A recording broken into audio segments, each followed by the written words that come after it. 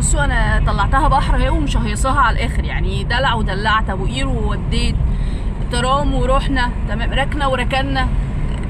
راحت جت من عند البيت لوحدها لحد عندي وطلعنا طريق وعملنا، يعني بص ما خلتهاش نفسها في اي حاجه. اسمع بقى كلمه خايفه اطلع على البحر دي تاني، تمام؟ انا بشاهدكم على البحر النهارده، انا بشاهدكم. اسمع كلمه انا خايفه اطلع على البحر دي تاني. سامع همس عشان دي اخر سيشن، فاللي هو بقى ايه نظبط الاداء، ما اسمعش الكلمه دي تاني.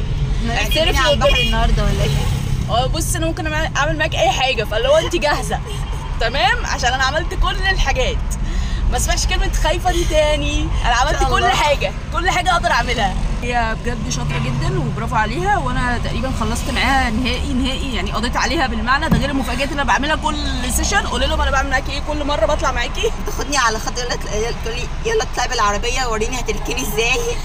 مخطفه اللفه اللي بتيجي فجاه دي يعني بتعمل فيا عمايل والله.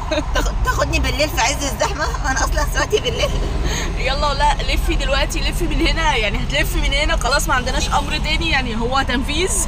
فاللي هو بصراحه انا عملت معاها كل الغلط، فهي بصراحه ردت عليا بكل الصح يعني. لايك بجد يعني. اتمنى كل اللي جاي يتعلم من همس، لان هي شعار بالنسبه للناس المبتدئه تمام، وان شاء الله توصلوا للمرحله دي في اسرع وقت.